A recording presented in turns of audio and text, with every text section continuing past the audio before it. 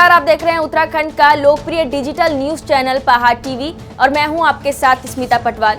चलिए रुक करेंगे उत्तराखंड की तमाम बड़ी खबरों का, लेकिन उससे पहले एक नजर आज की सुर्खियों पर। साहिबजादों की याद में सिख समाज ने निकाली भव्य शोभा यात्रा, सैकड़ों संगतों में लिया भाग। हरिद्वार में स्थानीय युवकों द्वारा हरियाणा के यात्री को पीटने का मामला आया सामने, जांच में जुटी पुलिस। उधम सिंह नगर के जसपुर के भोगपुर डाम में मसीही जन्मदिन को लेकर दो संप्रदायों के बीच हुआ विवाद। पहाड़ों की रानी मसूरी में दिखी क्रिसमस की रौनक, सुरक्षा के भी थे पुख्ता इंतजाम। मसूरी लंडोर मेले का हुआ शुभारंभ, देशी विदेशी पर्यटक जमकर ले रहे पहाड़ी खाने का लुत्फ।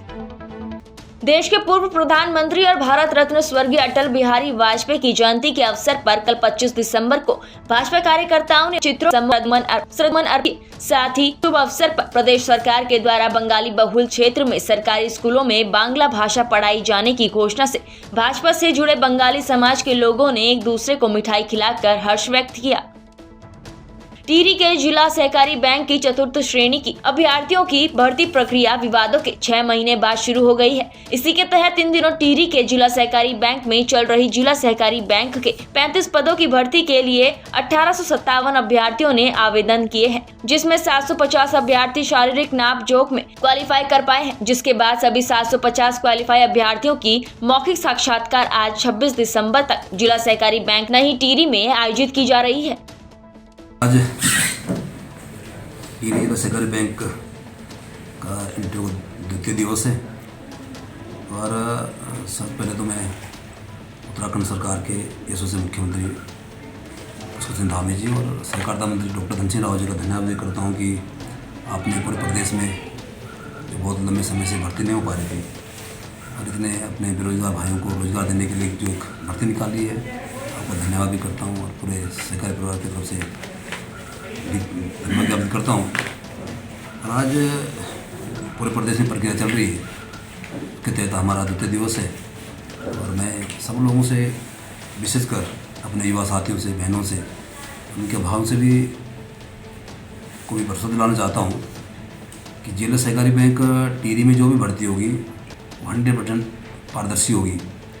थोड़ा पूर्व में लोग थोड़ा सहकारिता के बारे में लोगों को थोड़ा मानो दिशाएँ रहती कि भाई सहकारी बैंक में जैसा जिले का जो चयन समिति वो चाहती है ऐसा होता है, ऐसा नहीं होगा। और जो भाई बहन हाई स्कूल से लेकर के और अपने अनुभव और अपने खेल में इसके सर्टिफिकेट से लेकर के ग्राउंड में जितना भी अच्छा करेंगे, और ये भरोसा दिला रहा हूँ पूरे जिले के लोगों आपके माध्यम से पूरे प्रदेश के लोगों को कि जिला सहकारी बैंक टिहरी 100% पारदर्शिता के साथ भर्ती करेगी और जो प्रतिभागी अच्छा कर रहा होगा, अच्छा किया होगा, वही इसमें हमारे यहाँ एम्प्लॉय होगा।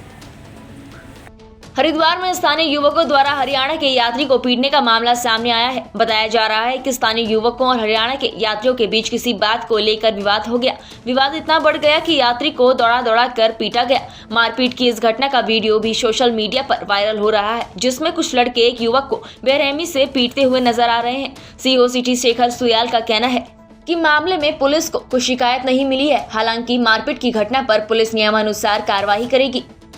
मैं जैसे खाना लेने गया था, मैं पैकरवा गाड़ी साइड आ रहा था, मैंने कहा भैया साइड दे दो, वो कह रहे ऐसे निकल पर निकल साइड दे, भैया रास्ता है तो जाने दो मुझे, कह रहे नहीं गाली करो लेंगे, भैया आप गाली क्यों दे रहे हो, उसके बाद मारपीट चालू। ये रात्रि में बता रहे हैं, जो मैंने थाने से पता किया तो उनका कहना है कि किसी थोड़ी चीज़ को लेकर दो पक्षों में आपस में वाद विवाद हुआ और आपस में मारपीट भी हो गई थी। तो जैसे पुलिस के संज्ञान में पुलिस ने वहाँ पर अप्रोच किया, तो बाद में उन लोगों का कहना है कि नहीं, हम आपस में मनमुटाव था, अब हो गया, हमें कुछ नहीं करना है। लेकिन थाने को मेरे इस तरह से निर्देश दे दिए गए हैं कि ऐसी चीज़ें रिपीट ना हो और जो भी उन्होंने किया उसको according to the legal frame हम उसमें आगे कार्रवाई करेंगे। वो युवक लोकलाइट नहीं था जिनको चोट लगी है बता रहे हैं, और उन्होंने खुद ही कहा कि ठीक है हमारी आपस में कुछ कहा सुनी हुई थी और इसमें वो लीगल नहीं चाह रहे, लेकिन according to the police view हम उसमें आगे लीगल एक्शन लेंगे। सरोवर नगरी नैनीताल में भाजपा महिलाओं का सम्मेलन आयोजित किया गया। इस अवसर पर वक्ताओं ने कहा कि केंद्र सरकार और उत्तराखंड राज्य सरकार महिलाओं के लिए काफी कुछ कर रही है, जिससे महिलाएं आत्मनिर्भर हो सके। इस दौरान पूर्व राज्य मंत्री शांति मेहरा ने कहा कि मोदी सरकार ने महिलाओं के लिए जो जन कल्याण योजना चला रखी है, उसको घर घर तक पहुँचाने का हर महिला को प्रयास करना चाहिए। एक चुनाव समाप्त होता है तो दूसरे चुनाव की तैयारी में लग जाती है और आज 2022 में भारतीय जनता पार्टी पूर्ण बहुमत से सत्ता में आने के लिए हम लगातार प्रयास कर रहे हैं और इसी दृष्टि से आज नैनीताल जिले के नैनीताल विधानसभा का महिला सम्मेलन रखा गया है और ऐसे ही हमने 70 विधानसभाओं में 70 हमारे महिला सम्मेलन होने हैं।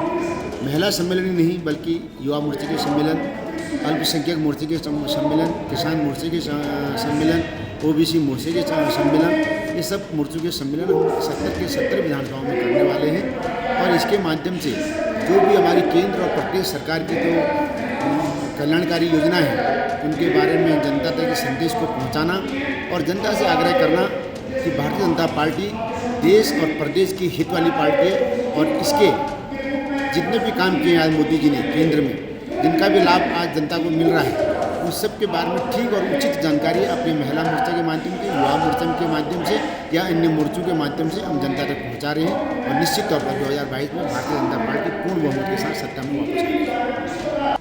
गुरु गोविंद सिंह के चारों साहिबजादों और माता गुजरी की याद में कल 25 दिसंबर को सिख समाज के लोगों ने संगतों के साथ भव्य शोभा यात्रा का आयोजन किया। शोभा यात्रा नुन्नावाला गुरुद्वारा से निकली, जिसमें हजारों की संख्या में सिख श्रद्धालुओं ने भाग लिया और शहीद दिवस पर श्रद्धा पाठ किया।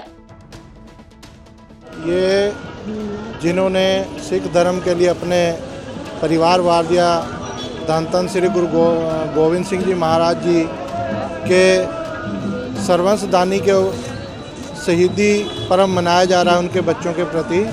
तो आज नुन्नावाला गुरुद्वारा से शोभा यात्रा नगर कीर्तन निकाली जा रही है और वापसी ये गुरुद्वारा साई में पहुंचेगी, जिसमें सभी इलाके की संगतें बढ़ चढ़ करके हिस्सा ले रही हैं और अपना उनको श्रद्धांजलि स्वरूप श्रद्धांजलि भेंट कर रही हैं।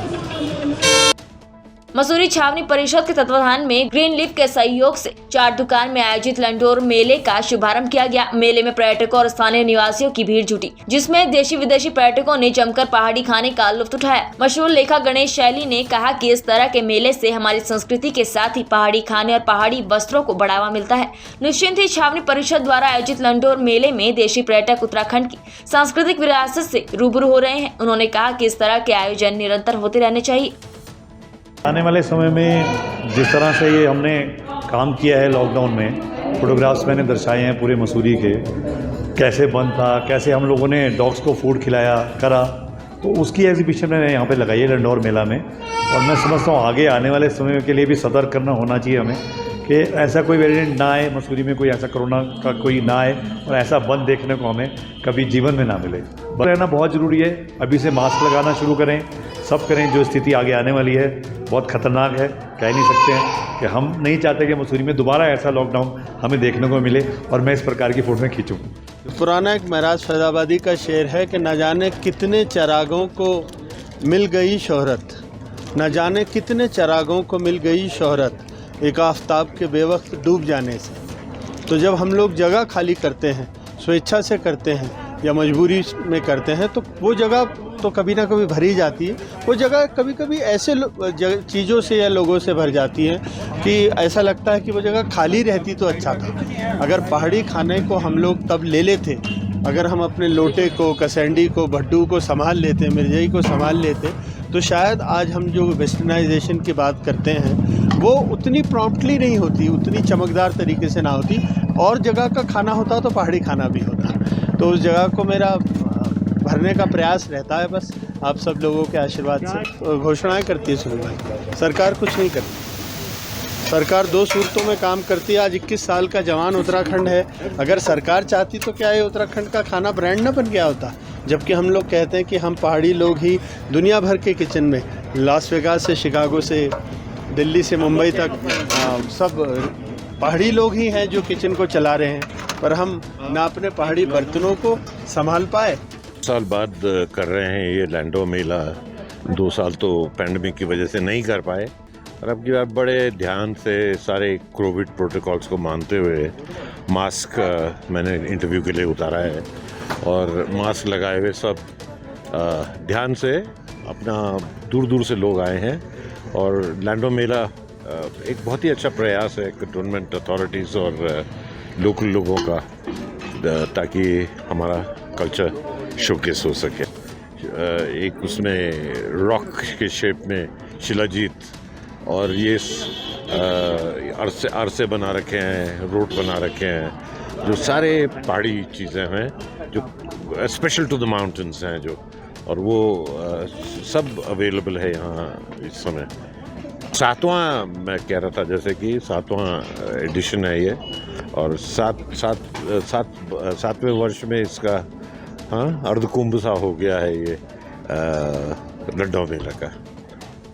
विकासखंड एकेश्वर के अंतर्गत चौहान स्टोन क्रेशर मलेठी में आयोजित कार्यक्रम में सामाजिक कार्यकर्ता और उद्योगपति सुंदर सिंह चौहान द्वारा प्रतिवर्ष की भांति सांस्कृतिक कार्यक्रम के साथ साथ गरीब और असहायों को कंबल बांटे और विशाल भंडारे का आयोजन किया। साथ ही अपने सुपुत्र पृथ्वीराज चौहान का जन्मदिन धूमधाम से मनाया। सांस्कृतिक कार्यक्रम में राजकीय इंटर कॉलेज सतपुली के छात्र छात्राओं के द्वारा उत्तराखंडी लोक संस्कृति पर आधारित लोकगीत और लोक नृत्य की प्रस्तुति दी गयी। आज का कार्यक्रम जो है विशेष तौर से पूर्व की भांति है। पुराना साल की विदाई में और नए साल के उपलक्ष्य में एक कार्यक्रम किया जाता है और कुछ लोगों को हमारे द्वारा कमल वितरण किए जाते हैं। साथ में आज हमारा नाती का भी जन्मदिन था, उसके उपलक्ष्य में भी यहाँ पे भंडारा किया गया है। लेबर राज बहादुर 26। वैसे तो मैं अपनी तरफ से काफ़ी समय से एक कार्यक्रम चला रहा हूँ, लेकिन ये कम्बलों का दान वितरण की जो व्यवस्था है ये 2006 से हुई है और हर साल इसी दिन पे इसी महीने में हमेशा होती है क्योंकि सर्दी का मौसम है। सर्दी की वजह से उन लोगों को व्यवस्था दी जाती है जिन लोगों के पास ठंड के बचाव के लिए कोई साधन नहीं है, उनके लिए थोड़ा सा हेल्प हमारी तरफ से होती है। पहाड़ों की रानी मसूरी में क्रिसमस त्योहार की रौनक साफ दिखाई दी। बड़ी संख्या में लोग मसूरी आए। दून समेत मसूरी के सभी चर्च रंगीन लाइटों से सजे। क्रिसमस पर गिरजाघरों में विशेष प्रार्थना सभा की गई और प्रभु यीशु के बताए मार्ग पर चलने का आह्वान किया गया। मसूरी में होटल, रेस्टोरेंट, दुकानों पर सजावटी सामान, क्रिसमस ट्री, सेंटा क्लॉज की ड्रेस, मुखौटे, स्टार, विंड चॉम, झालर, फेरी, मदर मेरी और यीशु की प्रतिमा आदि गिफ्ट सजाए गए। मसूरी में विभिन्न चर्च में शुक्रवार की आधी रात को विशेष प्रार्थना की गई। शनिवार को क्रिसमस की सुबह प्रार्थना सभा आयोजित की गई। हालांकि इस बार भी कोविड गाइडलाइन का पालन किया गया और सीमित संख्या में ही चर्च में प्रवेश दिया गया। पूरे देश में कल 25 दिसंबर को ईसा मसीही जन्मदिन मनाया जा रहा था, तो वहीं जनपद उधम सिंह नगर के जसपुर के भोगपुर डैम में मसीही जन्मदिन को लेकर दो संप्रदायों के बीच विवाद हो गया। मामला भोगपुर डैम का है, जहां एक परिवार द्वारा मसीही जन्मदिन पर कीर्तन को लेकर पैम्पलेट छपवाए, लेकिन पैम्पलेट में सिख समाज के नगर कीर्तन शब्द और ढोल बजाते हुए सरदार की फोटो को लेकर सिख समाज ने इसका विरोध किया, जिसके बाद स्थानीय पुलिस प्रशासन भी मौके पर पहुंच गई और दोनों पक्षों को समझाया गया। वहीं कोतवाल जसपुर जगदीश देवपा का कहना है कि एक सिख समाज का परिवार मसीही का जन्मदिन मना रहा था और घर पर ही कीर्तन कर रहा था, लेकिन पैम्पलेट पर सिख समाज की फोटो लगने से सिख समाज ने इसका विरोध शुरू कर दिया। मौके पर पहुंचकर परिवार को समझाया गया, जिसके बाद कोई कीर्तन नहीं निकाला गया। ईसाई समुदाय के लोग थे, उसमें 25 ये जो बड़े दिन के अवसर पर उनका एक प्रोग्राम चल रहा था, थोड़ा नगर कीर्तन का।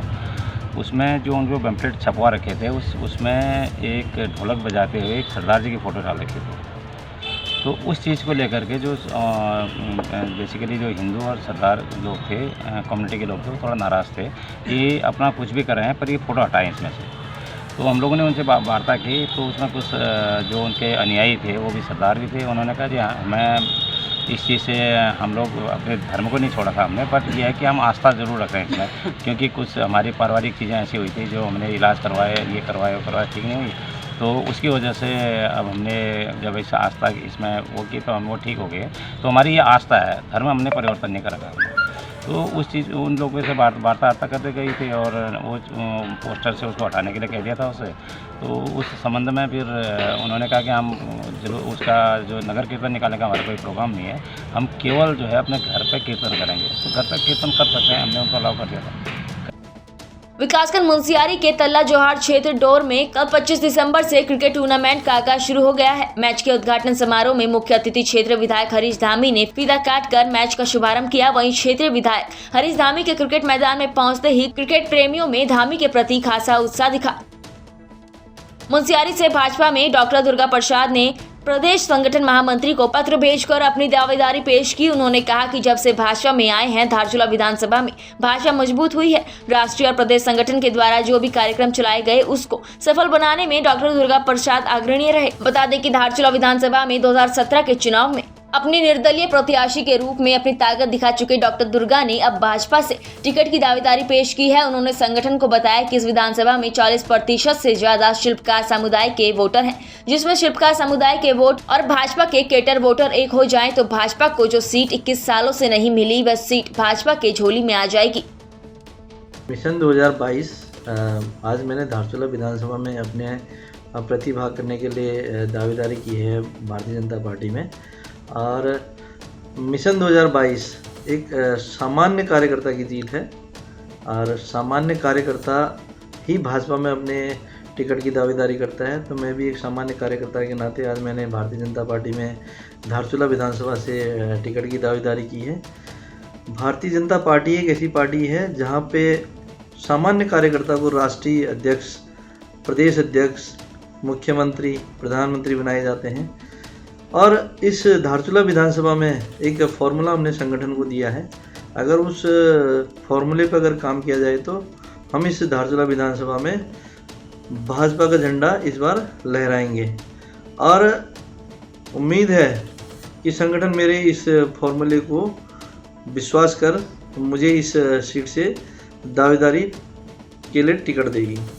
और संगठन ही सर्वोपरि है।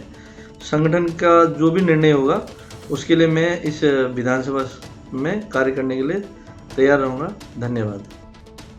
उत्तराखंड की तमाम बड़ी खबरों में फिलहाल इतना ही। बाकी खबरों के लिए देखते रहिए पहाड़ टीवी। है बेखौफ उम्मीद का रंग।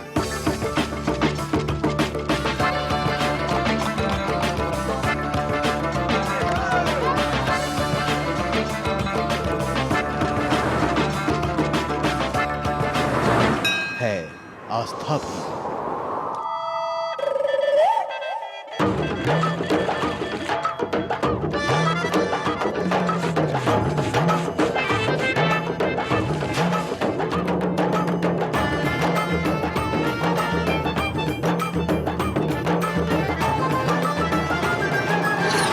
ये है मेरा उत्तराखंड।